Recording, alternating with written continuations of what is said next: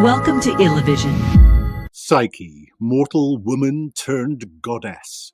Look, all women are goddesses, but in this episode we discuss Psyche, a mortal woman who was turned into a bona fide goddess, and who ended up walking the halls of Mount Olympus itself, hanging out with the Olympian gods. But it all wasn't handed to her. After all, this is Greek mythology, where tragedy is guaranteed. She had to endure much adversity during her journey from mortal to immortal, and for love to triumph over despair. It all began in a kingdom where there were 3 sisters, beautiful princesses. 2 sisters were married, but the third, Psyche, was so extraordinarily beautiful that no man had the courage to ask for her hand in marriage. Psyche was so beautiful that those who came into contact with her thought that she might be the goddess of beauty herself, Aphrodite. Many came from neighboring lands just to see her radiant beauty. So captivated by this epitome of beauty that many turned their worship to Psyche rather than Aphrodite, thinking that Psyche was some new divinity. This, as you can imagine, made the goddess Aphrodite very angry, and it is unwise to make the gods and goddesses angry. They're pretty sensitive on the best of days. Aphrodite, racked with jealousy, devised a plan to get rid of her rival. She summoned Eros, the god of love, who some say was the son of Aphrodite, though Hesiod says that he was one of the primordial gods, those who existed prior to the Olympians and even the Titans. Whatever his origins, the god of love he was. He was armed with a bow and arrows. Golden arrows to make couples fall in love, and lead arrows to make them detest each other. Aphrodite instructed Eros to shoot Psyche with a golden arrow to make her fall in love with a hideous monster. But when Eros came upon the sleeping Psyche, he was so taken by her radiant beauty that he fell deeply in love and whisked Psyche off to his luxurious home, defying and displeasing Aphrodite. Waking up, Psyche found herself in a magnificent palace, glistening with gems, and a bodiless voice telling her that this was her new home. She explored the palatial residence, totally in awe of everything she saw, and eventually fell asleep in a large, magnificent bed. She was awoken by a presence in the room. She could not see its face. She was terrified, but a calming, non-threatening voice told her that there was nothing to be afraid of, that she would be treated very well, and that all here was hers, including him, that they would be together forever.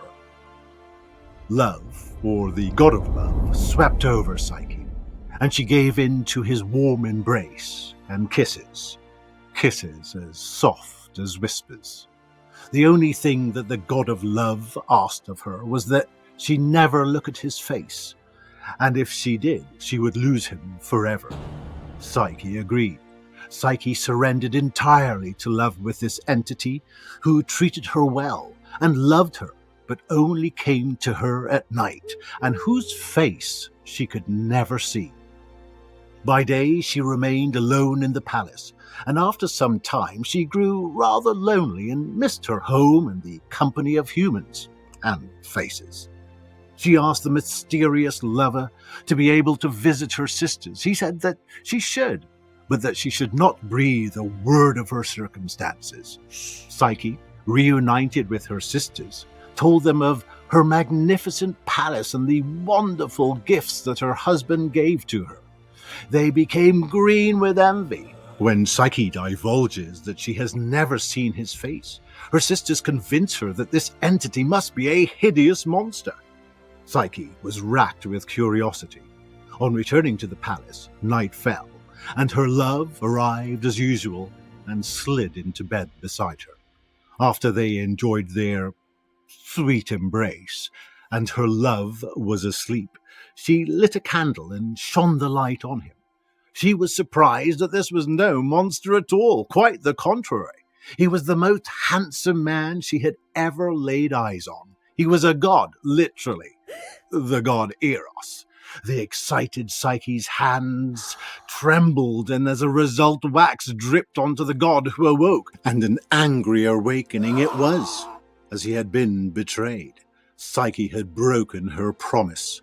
Eros vanished as he warned her he would do should she cast eyes upon him. She ran from room to room trying to find him without success. Distraught, she left the palace, and so began a long and lonely quest to regain her love, twice contemplating whether to kill herself.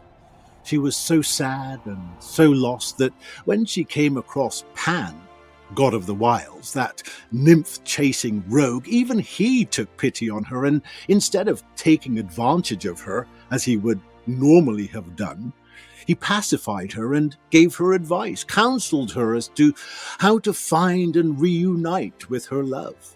Psyche wandered from temple to temple, trying to find her Eros, to gain any information that might help her, and it was not long before Aphrodite and Psyche finally came face to face.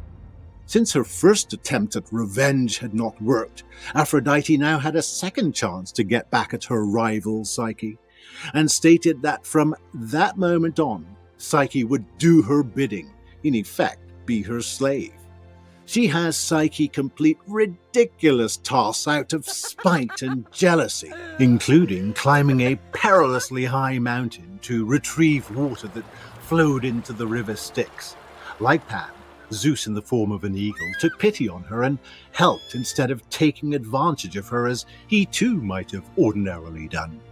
Aphrodite then has Psyche venture into the underworld, hell itself, where first she has the daunting task of getting past its guardian, the savage three-headed dog Cerberus. She asks Psyche to retrieve a box from Persephone, queen of the underworld. Having retrieved the box and escaped the perils of the underworld, Psyche opens the box, wondering whether it might help her in some way. Opening the box, she breathed in its contents. It was a last breath, a breath of Hades, a breath of death. She fell lifeless to the ground, her despair and torment finally at an end. Eros had heard of Psyche's unwavering determination to reunite with him, and said enough is enough. He implored Zeus to intervene. Yes, he had offended Aphrodite, but Psyche had endured too much. Their two souls were destined to be together for an eternity. He suggested that Psyche was deserving of immortality and that he would marry her. Zeus was swayed by Eros's deeply emotional plea and agreed to welcome Psyche on Mount Olympus. Eros went to the now deceased Psyche and, as he had before, gently kissed her. Again, a kiss as soft as a whisper, a kiss of life. Psyche was revived, as was their love. Eros lifted her up to the home of the gods, Mount Olympus. Even Aphrodite was there and surrendered her jealous treachery in the face of such love. Psyche was given ambrosia, the food of the gods, and in so doing became a goddess herself, walking the halls of Mount Olympus, the home of the gods. Love had triumphed over despair and adversity, and these two souls, destined to love each other for an eternity, were reunited. Immortalized in myth, the enduring nature of their profound love and Psyche's journey from mortal to immortal goddess serves as a timeless symbol of the power of love and resilience of the human spirit in the eternal pursuit of pleasure, happiness, and love.